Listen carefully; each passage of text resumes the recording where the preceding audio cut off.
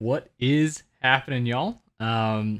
This video that you're about to watch is the first video that is launching. It's going to be a series of videos and a series of events that I've kind of been putting up for a long time. I knew that I wanted to do it, but I didn't really have the courage to do it. And this video here this is me explaining my account with drug addiction from A to Z, from start to present, where we currently are right now. This is a VOD from Saturday night where I kind of let it all out. You know, had a few members hang out, and we just got real, we got raw, we got vulnerable. You know, and yeah, this is going to be kicking off a series where I will be doing live streams on Friday, where I will be inviting members of the community.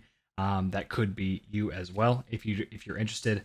8 o'clock Central Standard Time. I will put my Twitch link down below, and this is really an opportunity for me to connect with the community, to share a message of hope, to share my story, to relate to others, and to foster a community that helps each other.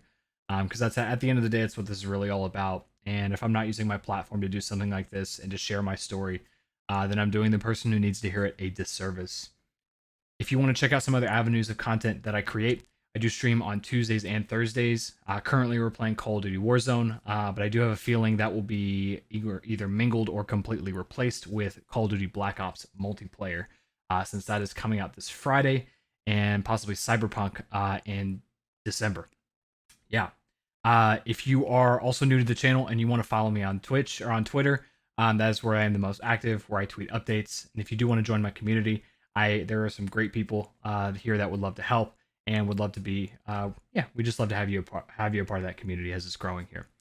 We will be doing movie nights as well, weekly on Saturday nights.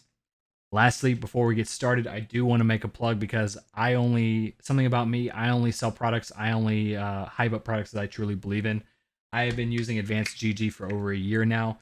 They are the first clinically tested gaming and esports supplement on the market right now, where they actually use nootropics and have a completely open label formula. They also have a similar product that uses CBD to help you relax after a long night of gaming. Because let's be honest, those can get pretty real. And both of these products, if you do want to try them out, you can use code BUNA for 10% off at checkout. And you can buy multiple. I will put website links to both of those down below. And with that being said, let's go ahead and get started. With that being said, we will go ahead and get started. I'm going to drink. I'm going to have a cup. By the way, I'm going to be up really late. This is 4 shots of espresso. So, cheers. We're gonna probably play some games after this. So for those of y'all who don't know, in the chat who don't know, have never been here before, or maybe just know me from social media, my full name is Kyle. My name is Kyle, and I am a recovered drug addict. And I say that I'm probably going to change my title from heroin addict to drug addict because, my addiction, my story went through many cycles, went through many substances, and I truly don't believe in exclusivity, that, I can only help heroin addicts, because the reality is that if you've thought, drank, used, and or felt like me, then we have the same thing. Then we share the same common bond.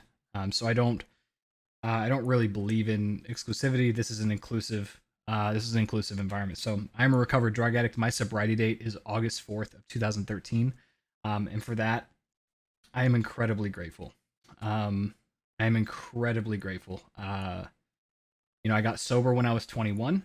So do the math. I'm currently 28, going to be 29 years old.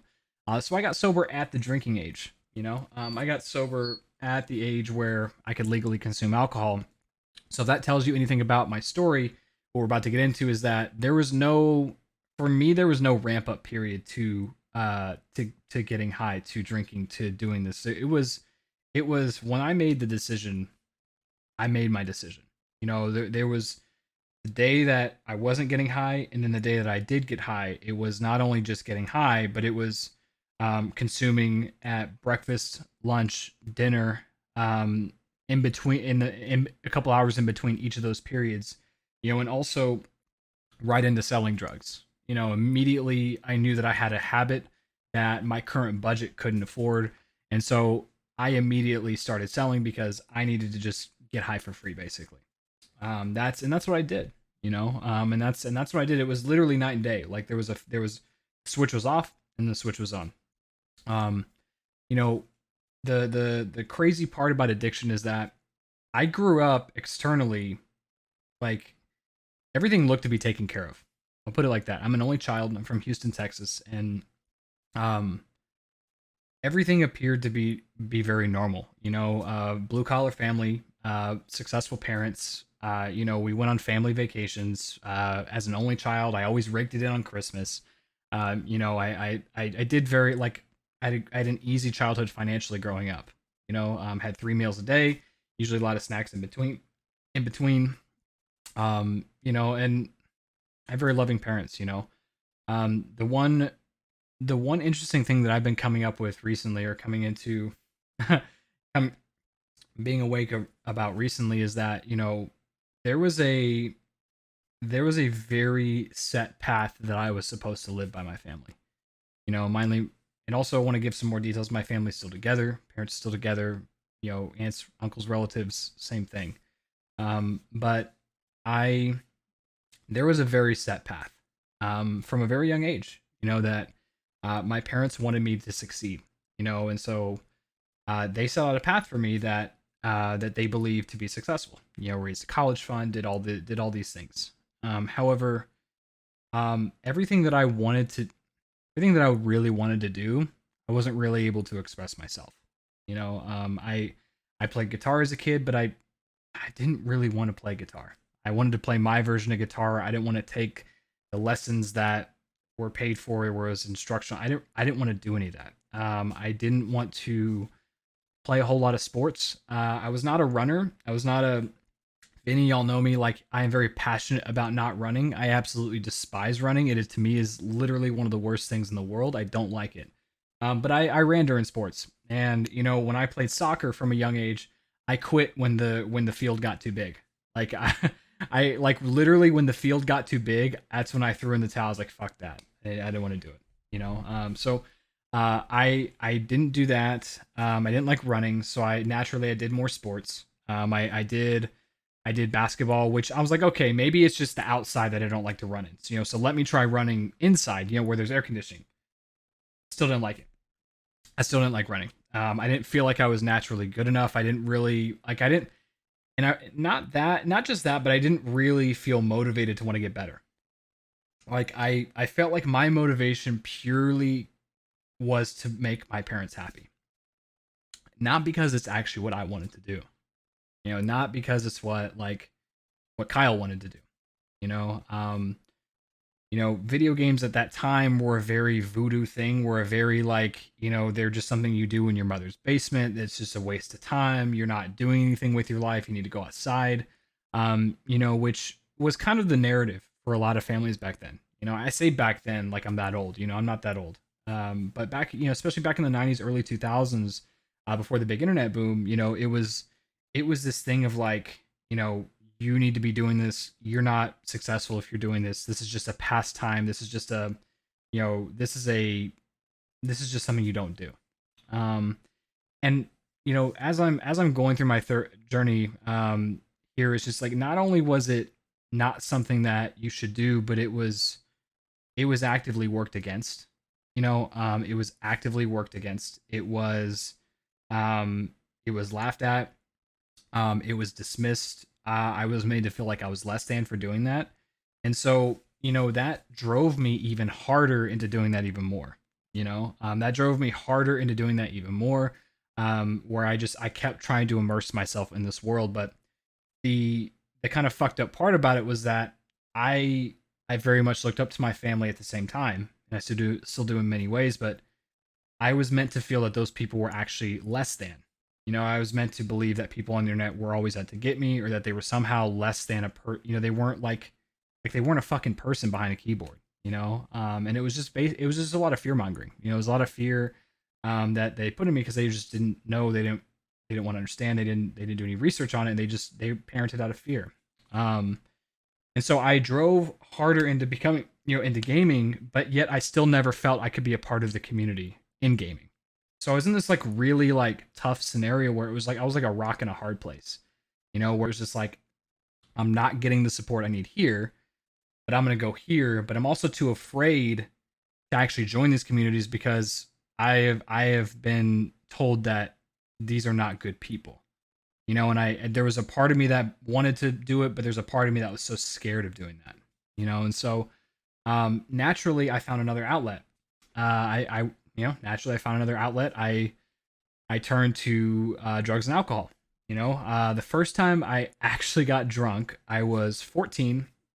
I think it was 13 or 14, and uh, I think me and my buddy bought a 700, 750 of Sky, and we drank the entire bottle with orange juice. A lot of screwdrivers, and I remember for the first time feeling okay in that time. I remember the first time like where I was like, man, I don't feel so different. Because my life, I've always felt different. I've always felt like I never fit into any social crowd. I never felt like I was a part of, you know. And when I drank, I felt like I was a part of. When I drank, I felt like I was like me and this person had a bond. We had a camaraderie. We were in the same boat together. And um, I didn't really do it after that. I had that time. I woke up extremely hungover, and I didn't. I liked it, but I remember I wanted to feel like that again, but I wasn't really convinced. So even the first time I drank, there was not just a little bit. It wasn't just like a sip of beer. It wasn't just like a small glass of wine or one, whatever the case may, or one shot. It was no, it was the whole bottle. Me and my friend split the entire bottle, and it was absolutely bonkers. Um, Oddly enough, I still remember that night. um, but I didn't really do anything after that because I mean I was still in a very awkward phase of growing up. I was on the swim team. I swam for 10 years. That was a lot of that's what took up a lot of my time. Again, it's not because what I wanted to do. It's just because it's what my family I had to be involved in something my family approved of. I was always afraid to speak out against it. I was always afraid to um, I was always afraid to speak out against it. And if I defied it, then that means I was a less than person. I was bad. I was this. I was that. I was this, that, and the third. And I talk a lot about my family here because I believe it's important. But I want to make want to make clear one thing is that I'm convinced that a lot of the lack of validation and a lot of the shame around what it is that I loved, combined with the fear of never wanting to speak out against them, drove me to do drugs, and it drove me to drink alcohol. But that is not what made me an alcoholic, and it's not what made me a drug addict.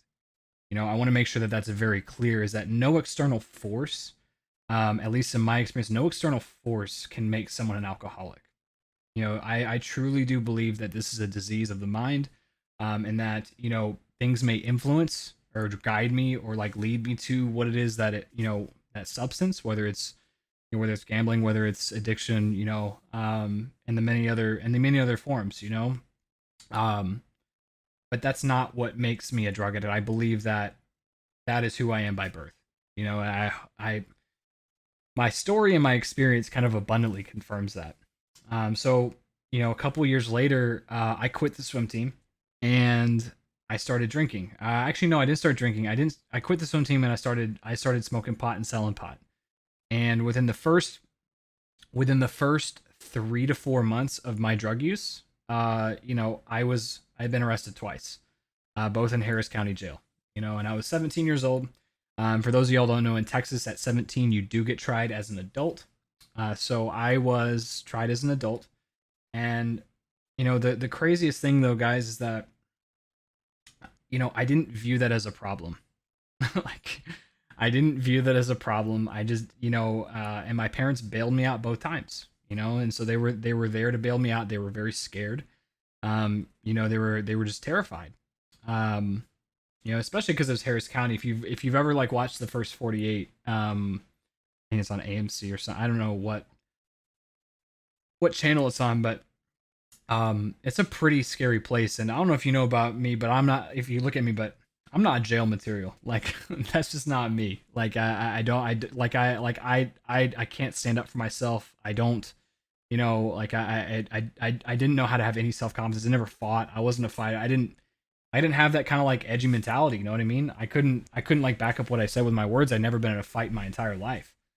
So I never, you know, I never, yeah, I wouldn't have lasted long. But anyway, you know, so I I never, but there was no warm up period. There was no warm up period to that. It was like I didn't do it one day and I had my mind made up the next day, and that's what I was gonna do. And I did it, guys. I mean, like it was the fascinating part was that there was just no ramp up period whatsoever. It was off to the races, and you know, after that, I went to my first treatment center, and it was an outpatient. Which, for those of you, you know, there's a difference between outpatient and inpatient. Outpatient's like where you're still at home, you're still at your current residence, but you just go to, um, uh, you go to like a rehab 3 times a week.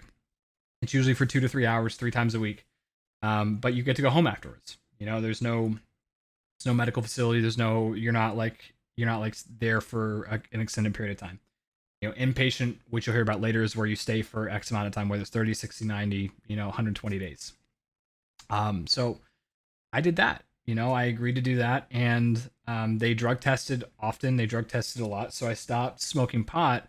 But here's where I believe that it was really, if I look back at my experience, is really a clear indicator that I like. It doesn't matter what I put in my body when it comes to substance, as long as it's changing the way I feel. Um, and I basically switched from smoking pot every day to drinking alcohol every day. You know, I drank when the sun came up. My parents are at the very old school house where they had like a cellar and they had like an alcohol area, you know, in a wet bar where they just had bottles and bottles and bottles of shit they had no idea that they had. You know, so I just cleared the bottom cabinet of all of their of all of their Captain Morgan that they never drank and that people just gave to them and they forgot that they even had. So I drank that. You know, I drank a lot of that. Drank a lot of spiced rum, and I would show up to rehab drunk, guys. Like I would show up to rehab drunk. I would, you know, I wasn't in any way, shape, or form like there to learn anything about it. I was literally there just to get the family off my back. It was literally just to be like, you know, my parents are nervous about me. They're in fear, and so let me do this. And the funny thing is that if there's any comedic relief in this story is that, you know, on Mondays during the rehab we tried to do yoga, and so if you can imagine doing yoga drunk, it doesn't work. So you know, for those people doing living the COVID life and trying to do yoga and day drink wine at the same time, I can save you that pain. It doesn't work. And so I somehow graduated, you know, this treatment center. I don't know if they knew I was drinking or not. I really don't. But I somehow graduated this thing, you know, and then the moment that I didn't have to go there anymore, it was back to the races with pot again. You know, there was no transition. And so for me it's like, okay, you're going to take away pot. I still got to get fucked up. So let me intoxicate myself with something that doesn't show up in a drug test. You know, so you know, want to take a step back and look at that. It's like, okay, pot, pot, pot. Okay, I'm getting drug tested. Okay, let's just fucking drink every day. You know, I didn't even like drinking that much. That's the baffling part about alcoholism and about drug addiction is that like, especially at the time and even to like up till I got sober, drinking wasn't that fun to me on its own. I didn't really enjoy, you know, alcohol, but I enjoyed the effect produced, and what I did enjoy was that it made me again feel okay. You know, again, I just felt okay, and that's all I really sought out. You know, in the beginning, sure, I like to party and I like to do that. Like, what, I don't know what kid doesn't, but if I really got honest with myself, I was just searching for a solution that made me feel like I was a part of this earth. You know, like I for some reason had to have this void that like only alcohol can fill or only drugs can fill. You know, and I just wasn't okay without it. And you know, a typical morning for me looked like waking up, going to a friend's house and taking, you know, a bunch of rips out of the bong. And occasionally we would shotgun a couple beers. And this is before 7 a.m. on a fucking weekday. You know what I mean? Like, Granted, high school for me wasn't that difficult. Like, not not like I could have taken challenging classes, but I didn't. I literally just took the easiest classes I could so I could get as fucked up as I possibly could, and sleep through the class and still make a passing grade. I think I did have like a lot of straight A's, but it was like mainly like high B's and C's towards the end. I just didn't really want to do anything. Like I didn't believe in high school. I didn't believe in going to class. I didn't believe in the education. I didn't believe in any of that.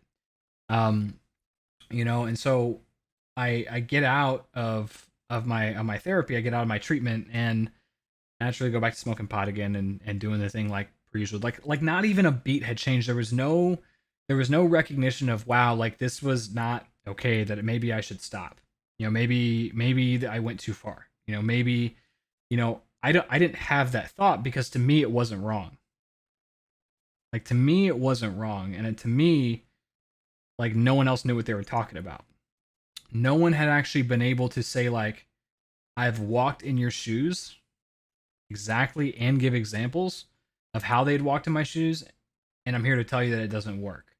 No one ever did that to me. Or no one ever provided that, and I'm not blaming anyone for not doing that, but it's just that until someone had come to me, which we'll get into later, and told me that they had gone through exactly what I went through and felt the same way that I had felt, and that I didn't have to do that. I don't know if I would have listened at that time, but I guarantee you I would have been a lot less resistant. Like they may have had my attention for a little bit at that time. Um, but this is the part of my story where it really escalates or really amplifies is that that spring break, so I went to treatment around the December, January, February time. Come March, which is the month of my birthday, I had two things happen during the spring break after my birthday. I had a friend from the outpatient rehab that I went to. He had relapsed, and not only did he relapse, but he got behind the car, intoxicated on opiates and alcohol, and crashed into a car and killed himself. I don't know if it was on purpose or not, but he was intoxicated and he got in a car crash and died. The week after that, literally, no, I don't even think it was 7 days. I don't even think it was 7 days afterwards. I had my cousin on my dad's side of the family was murdered at the age of I think 20 years old. It was either 19 or 20. I can't or 21. I can't remember how old he was, but this all happened like in a week period. I don't really want to get into that whole side of that story because it's kind of missing the point. It would be deviating from kind of the story here, but is that you know the point is that that was a significant time. That was the first time I'd really experienced like death. It was the first time I experienced like a big slap in the face, with like reality. I'm like, holy shit, like death is real and death and life is not guaranteed. And like, there was a lot of emotions I didn't really know how to process. I didn't really know how to deal with that. My family didn't know how to deal with it. So what I did was I did what I knew best. And I went and found substances that allowed me to forget what just happened. I didn't know how to deal with it. I didn't want to deal with it, and no one was going to tell me otherwise. And I think my family gave me a little leeway because they didn't really know how to deal with it either. So that was kind of the first area where they were just like, how do we like, how do we come down on them for this when we want to drink ourselves? So I went crazy though. That's when I started getting into Xanax. I did Xanax once, fell asleep, didn't know why I took it. It was kind of weird, stupid, but then someone told me to stay up on it, so I did. And then naturally I started popping 2 to 3 Xanax every single day. And guys, that became a normal. There was no, like, when I was introduced to a substance, it was like I try it once, okay, cool, that's dope, and then the next day it's like it's just like it's like I never like ramped up. It's just okay, 2 to 3 every day. And it was not in replacement of what I was doing, y'all. Like it wasn't in replacement of pot. It wasn't in replacement of alcohol. It was in addition to.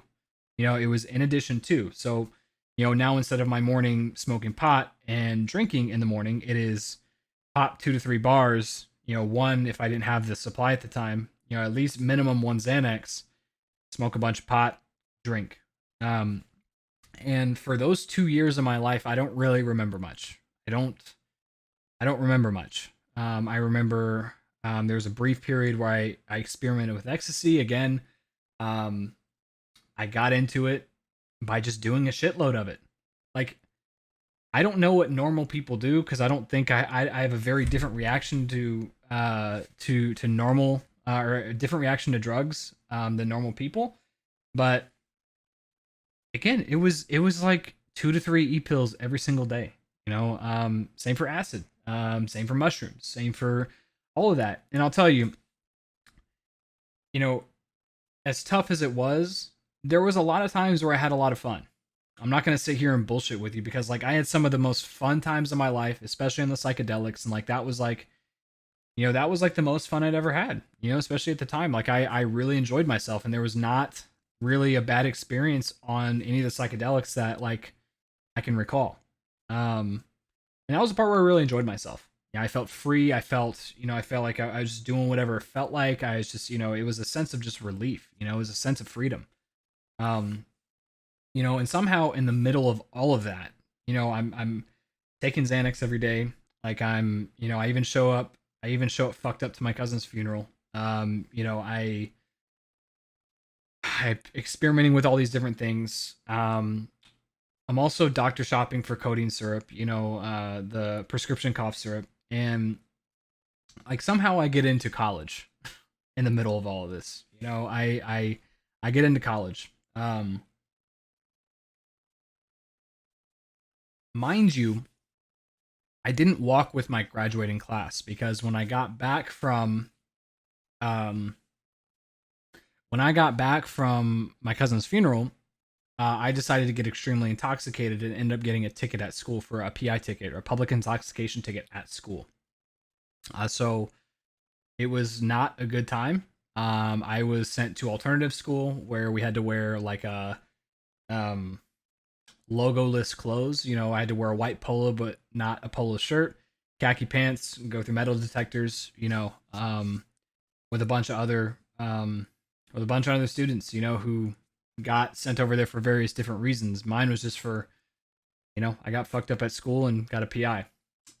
So I didn't get to walk with my class, but I did get to graduate.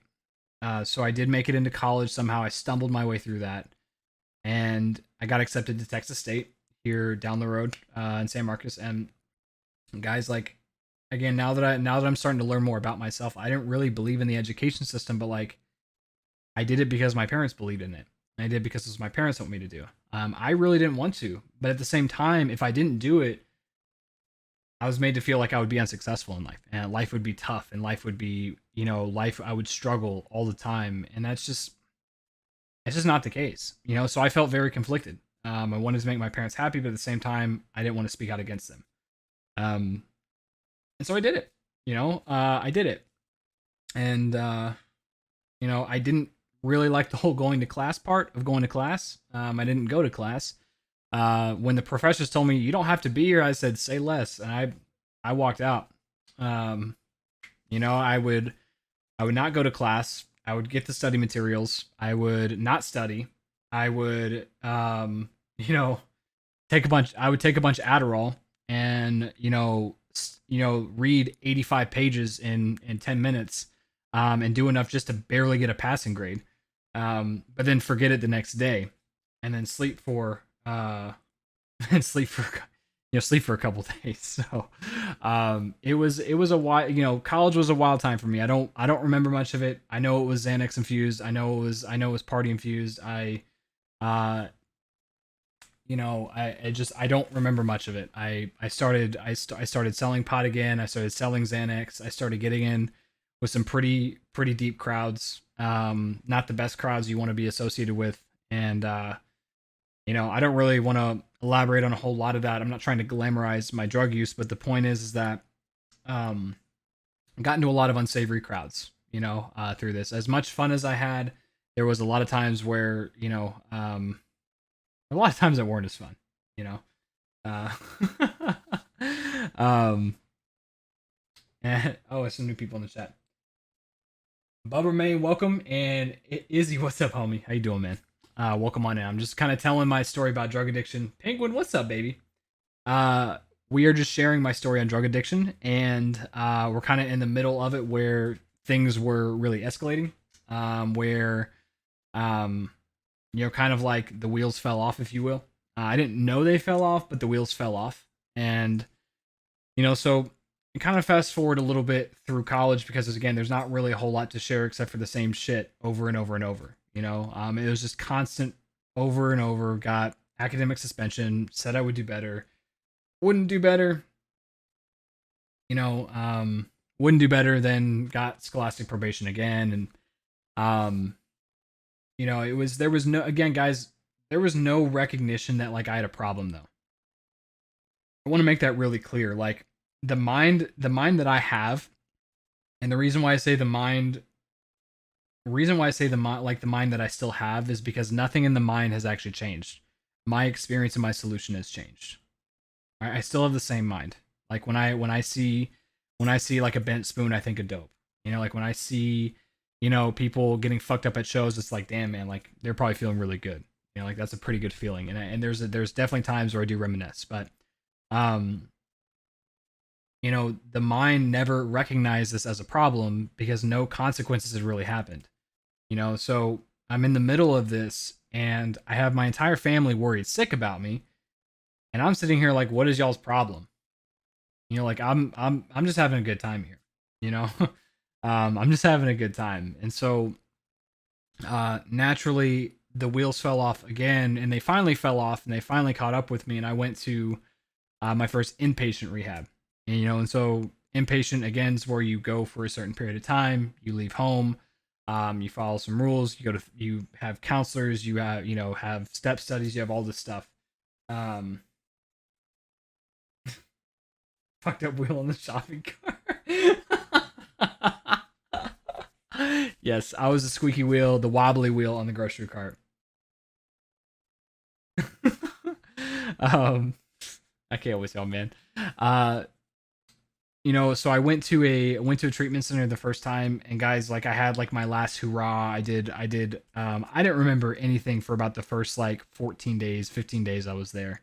Um, I knew probably should be there, but at the same time, I wasn't convinced. I wasn't convinced that like I really needed help. I wasn't convinced that it was something that I needed. And I just, again, I was there to make my family happy, to get them off my back, to like, just to like be in their good graces again. And I that's all I wanted. Um, so naturally, I got sent to a 90-day facility after that. And again, you know, uh, not convinced, not convinced at all. But I was a little bit more, I was a little bit more comfortable there. It was a nicer place, and so I just said what I needed to say to get through what I needed to get through. So I didn't really learn a whole lot. I did work a program a little bit, but it I wasn't really there to actually get well. Um, but this was in Colorado. I'm gonna take a sip real quick.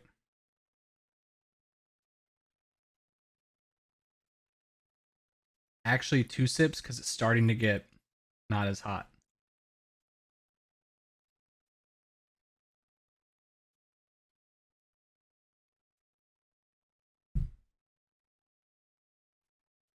Woo!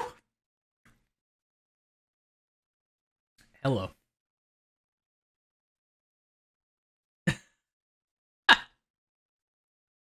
Espresso. It's espresso. I did. I lived out in Colorado. I lived in the Carbondale area.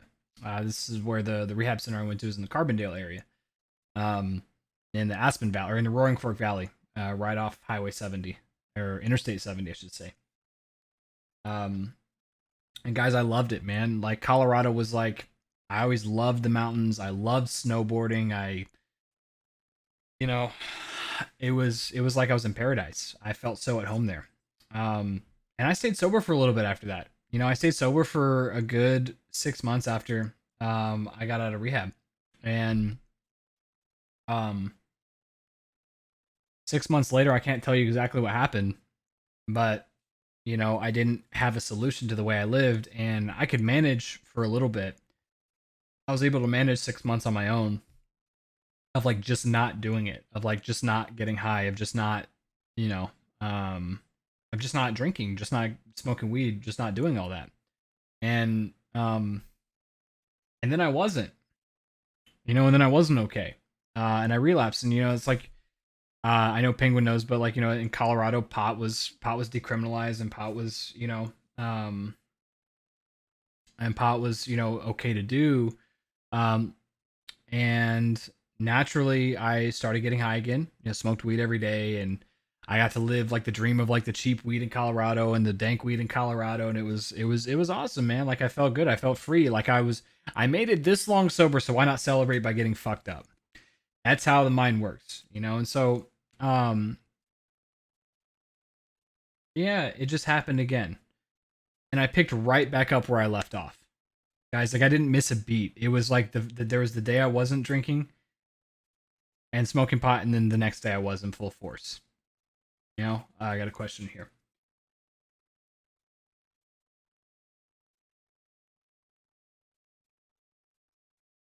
Thank you. So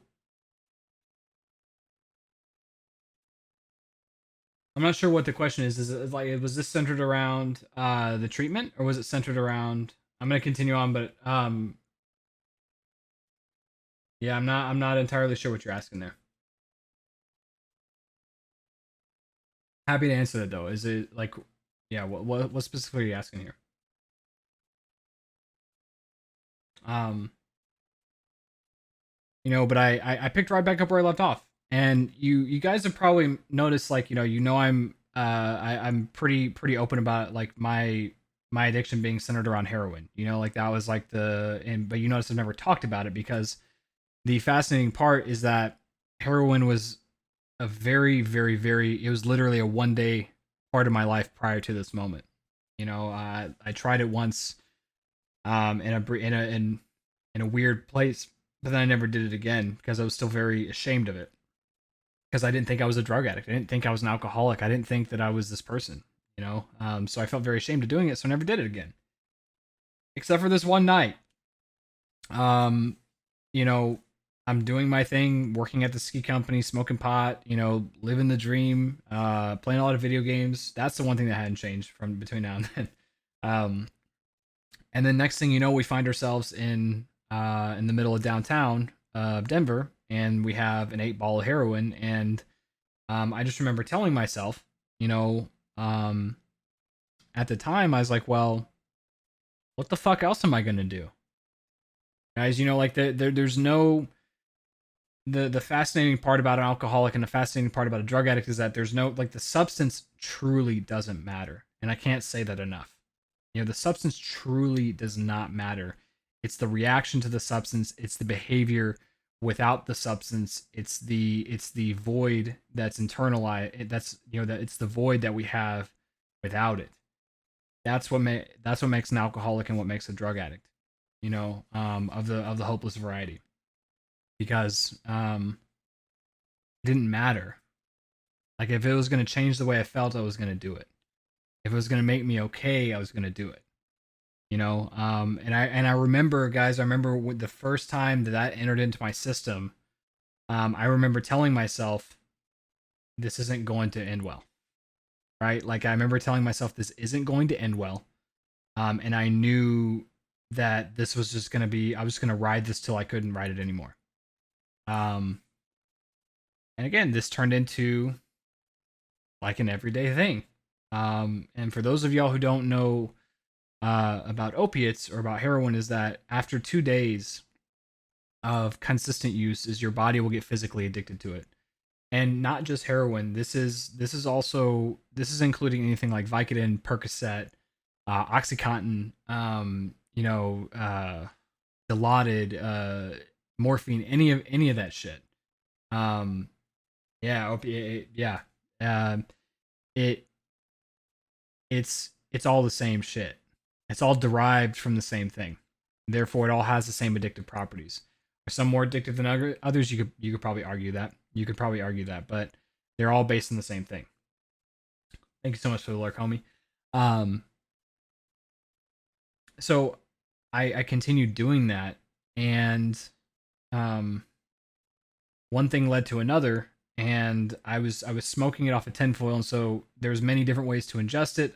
I'm not here to give a class on drug school or how to be a good drug addict, but I was smoking up to this point, and then I ended up shooting up and overdosing the first time I shot up.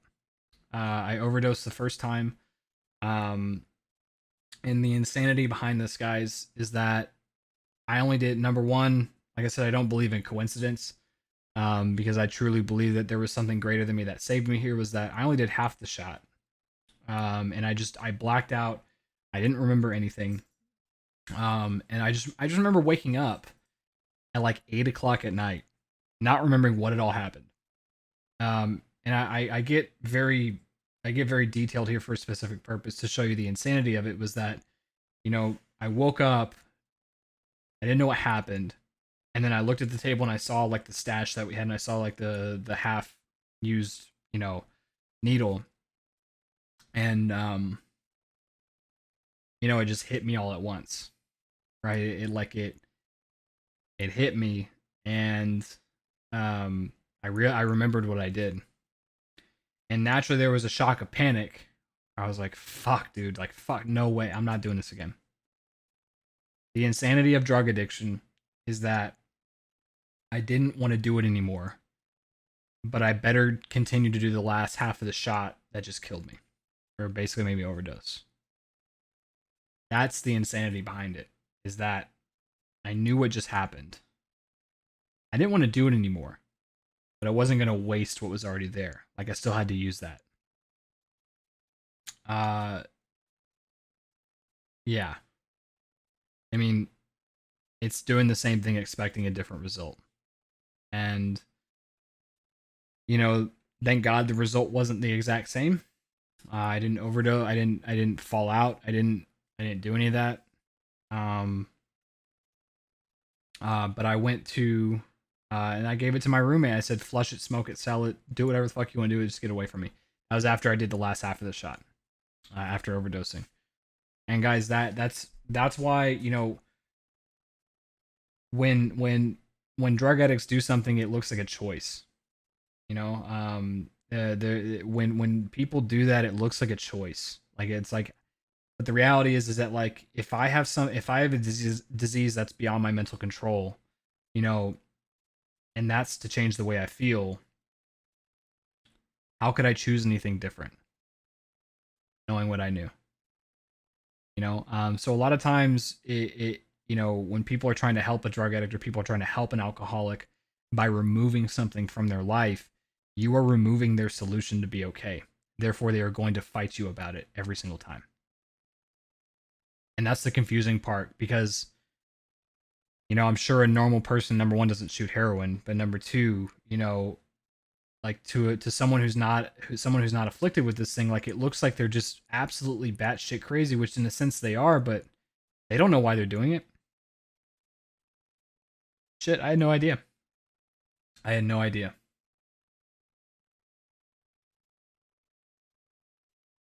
Dude, yeah. Yeah, Dave. I mean, it just, it's a sad thing, man. The longer I stayed sober, the more funerals I've attended, the more posts I've seen on Facebook and social media around it. Um, and guys, I continued doing this. Like I got involved with a girl. We started again, same song and dance. If you've been here since the beginning, you probably like it's the same thing. There wasn't any ramp up period. It was like I have a habit that I knew I had a great appetite for. I had a habit that was a very strong habit, very strong appetite to fill, and naturally I started selling it. Got a girl involved. We both started selling it. We both slowly deteriorated, guys. Like this was like the downfall, man. Like my career with drugs lasted about 7 years, but the worst part of my downfall was when I started doing opiates. Was when I started doing heroin. Um, and it's not just because it's a stigma drug, but it just takes over. It just takes over, and I lost every job I ever had.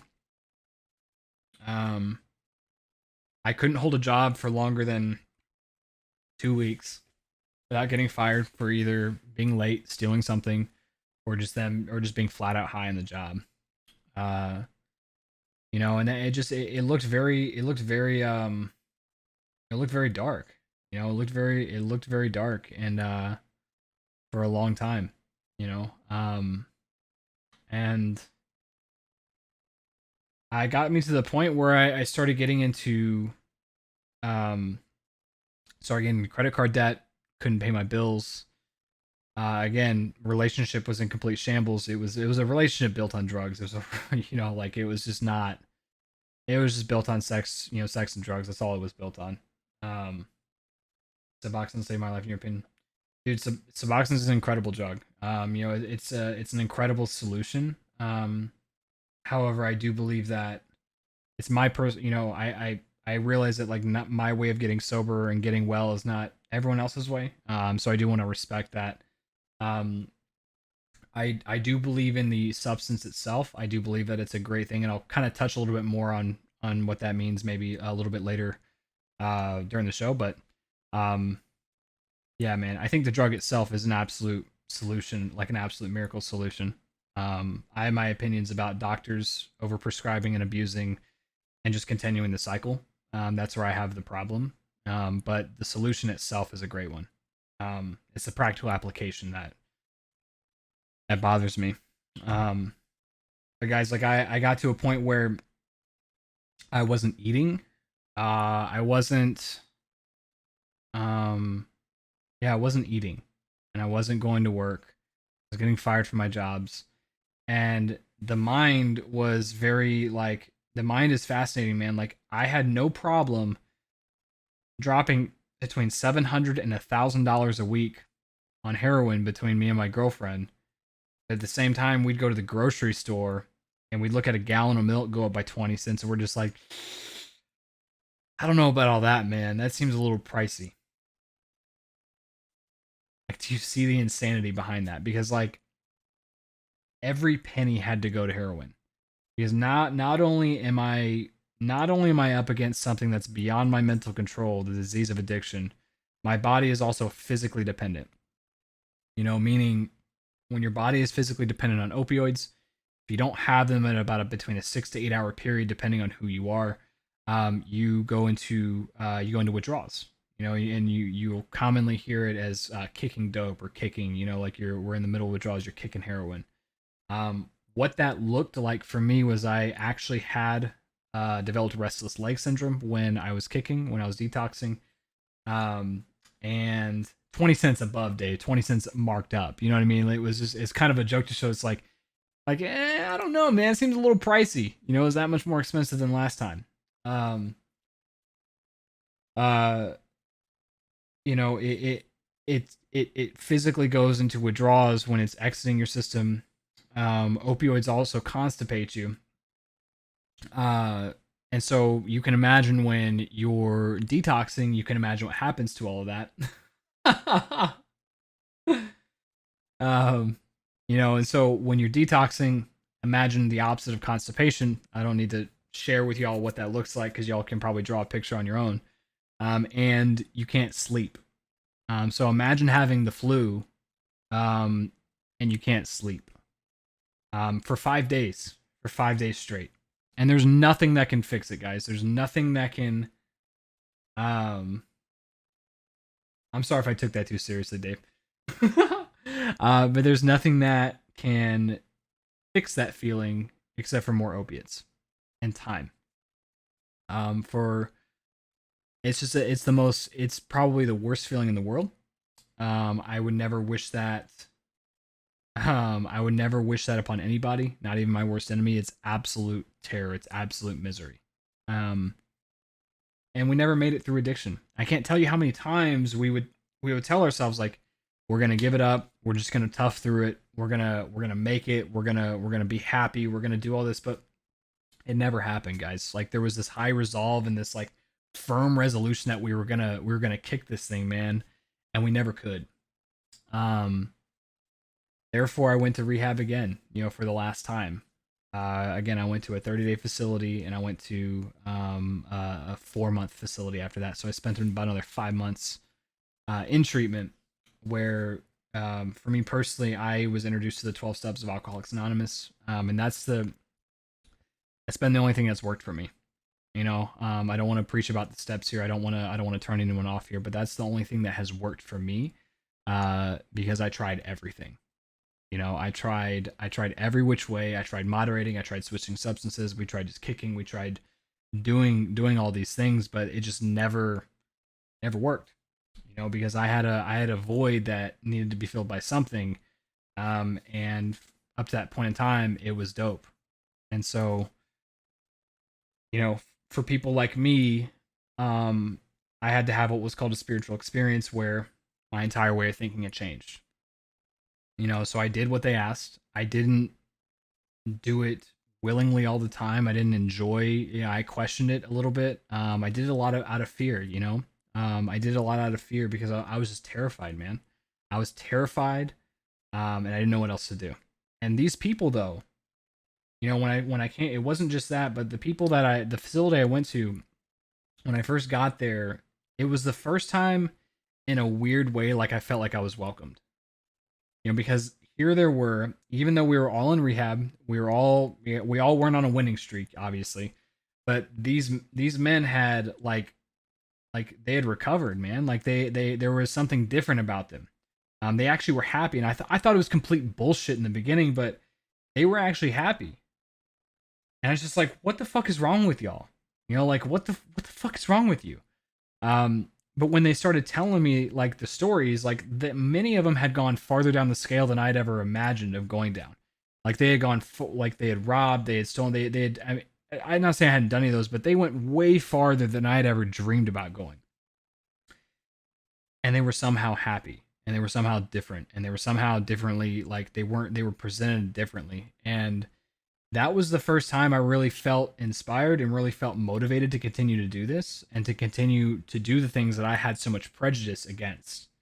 You know, a lot of it was prejudice against any sort of the word God or any sort of higher power, any sort of that, which is what's required for someone like me to get well, in touch with that. And for the first time, I didn't feel so much prejudice towards it. I didn't feel so much anger or resistance, and I did it and I had an experience, and I said, man, I like this feeling because for the first time in my entire life, I didn't have to put dope or alcohol in my body to feel okay. That level of freedom that I felt by working that program, I had never felt any freedom like it. Not even when I first smoked pot or when I first did heroin. That was a great feeling of freedom, but I had to put something in my body to feel that this was nothing was put into my body to feel this. I said, man, this is pretty cool. I want to continue feeling like this. So I continued doing it, you know. And guys, like just because you get sober, like people get sober, doesn't mean that like life just all of a sudden gets easier. Like life still happens. We live in a fucking crazy world. If you haven't noticed yet, I think it's getting better, but it's a crazy world that we live in. But what I developed when I was there and what I get to do today, what I developed was a solution to continue to keep me well. It was a solution that was able to take alcohol and heroin's place. It was a solution that allowed me to have a purpose. And that was something I never had. Before coming to, before I got sober, I never had accomplished anything. Again, I couldn't hold a job. I wasn't respected by my peers. I was liked, but I wasn't respected, because I was lazy as fuck. I never did my job. Like I stole, I showed up late. I mean, I didn't finish any education. I had not, even though I didn't believe in education, I had nothing to show for myself. I had nothing to show. And this was the first time I had. And, for someone like me, it's like my primary purpose is carrying the message to the man who's still sick. Is carrying the message to the alcoholic and the drug addict who's still sick. And while I don't do that, publicly, that is probably the coolest part of my life is that like I get to experience a little freedom beyond anything I had ever imagined. It comes at a cost, it comes at a price, it comes at, there's nothing in life is free. But this way of life that I get to live is worth fighting for every single day. Some days it's a struggle, some days it's not. Some days I just wake up, I'm woke as fuck, connected as fuck, and like, I'm centered in others, and I'm happy. And there's other days where I'm not. But had to bury one really close friend. I've had to attend funerals of people that uh, I knew from the rooms of AA and from the rooms of NA and HA and all these other places, but um, it continued to remind me that this thing is very real.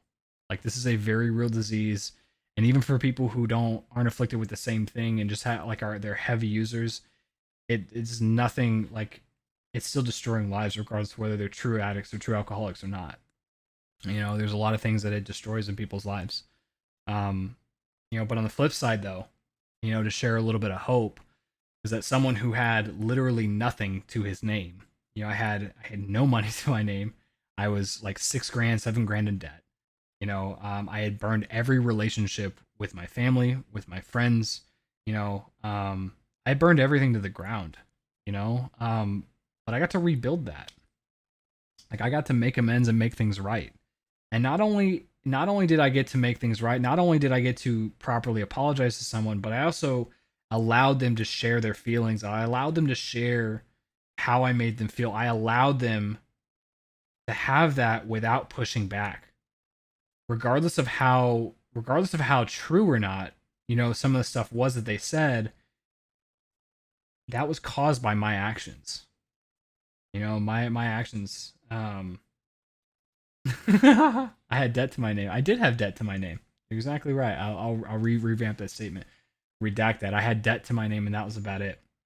And a pretty poor credit score to reflect it. It showed that. But I got to make things right emotionally with people. I got to pay off, my credit card debt that I had. And this is a really cool story. I want to share. This is like, when I first got out of rehab, I went immediately to the bank, and they wouldn't open an account for me. And the branch manager literally said, "We don't want anything to do with him," because I racked up like 7 grand, 6 grand in credit card debt, and I never even attempted to make a payment, like not even one payment, like not even a minimum payment of anything. I never tried to even make it. Um, but when I spoke with the credit agency, or their credit office, or their claims or whatever debt resolution, they actually agreed to allow me to pay back everything I owed at a 0% interest rate. And they just said, "Look, we just want the principal." And they just said, "Well, how does $80 a month sound for 5 years?" And I said, "Well," I said, "I don't have a job, but that sounds fantastic." And payment started at the end of that month. And so there's a lot of cool things that the universe provides when the person is willing to like try to make things right and try to do the right thing. I can't stress that enough. Whether you're an alcoholic or a drug addict or not, like, when there's a sincere desire to make things right with the universe will always provide. And it looks different for everybody. I have since paid that off. As of 2 years ago, almost 3 years ago, I paid that off, which is a pretty badass. And as of December, come this December 15th, I will have made my final emotional, financial amends ever, to the company that I worked for in Colorado. It's the final payment of the debt that I owe them. And so, you know, it's a pretty amazing thing to be able to do. I get to go to sleep every night, like, with a clear head, or at least most nights, with a clear head. I'm able to be a part of something. I'm able to, um, I'm able to be helpful to people. I'm able to be a part of people's lives. People look to me for certain things. I'm able to I'm able to figure out what I'm good at, what I'm not good at, what are my strengths, what are my weaknesses. I'm able to be helpful and useful to people, which I never wanted to be useful, but I didn't know how gratifying being useful to people actually was. That's really what I wanted, guys. I wanted to feel okay, and I wanted a sense of community, and I wanted to feel like I fit in somewhere. Um, and so I've got that, and at the same time, like, I get to pursue my dream and doing, you know, creating podcasts and doing Twitch and doing what I'm doing right now. And I get to take a look at a lot of the stuff that pained me in the past. Guys, if I didn't have the solution to the way I lived, I would have never been able to look at a lot of the family trauma that's that I've walked through. I would have never been able to look like that, and it would have stayed sick, and it would have stayed broken for a long time. It would have stayed painful. But today, I'm actually willing to look at that. I'm able to recognize that. I'm able to change through that. And man, if that's not a beautiful thing, I don't know what the fuck is. And I get to be with all you beautiful people tonight, and I get to take time out of my day to share this, which is not something I would have done before. It's my belief that if people who have had an experience with solving a problem, have had an experience with, regardless of what it is, like, I know this is about me and my story and about heroin, but regardless of what it is that you've walked through, if you've walked through something, there's someone that needs your help, that needs to hear it from you and you alone. There's things that people have said to me, and then there was things that people have said to me when it was a different person, and it was the right time, and it clicked. But if that person had been willing and open to share that, I would have never got the solution. And you can apply that to literally everything. You solved a problem. If you've made it through something, there is someone who has either gone through or is going through or has yet to gone through, but that same thing, and they're going to need to hear it from you, because you're going to be able to say it in a way that no one else can. I feel very blessed to be an experiential learner. I learn by experience. I don't like books. I seldomly like watching videos. I do it. I'm trying to expand my knowledge on those fronts, but I learn by experience because I like being valuable. And I like walking through things to be able to share someone, to be able to relate with people, to be able to connect with people. Like, look, brother, I get it. Sister, I get it. Like, I get to do this. I've done this, and here's how I did it. You may not work for you, but here's my experience. Take the pieces out of it that work for you and throw the rest away. So it's little did I know what I was in store for when I got sober. If you would have told me I would be sitting here right now, almost 7.5 years later, doing what I'm doing now, living where I'm living, paying my own bills, like, I would have told you were nuts. You know what I mean? Like, I would have told you were absolutely fucking insane. So it's just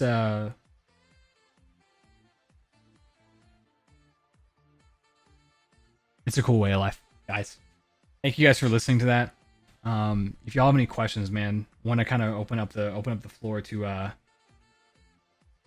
any questions, any comments, anything, man, like, want to kind of open it up a little bit. Thank y'all for listening. And so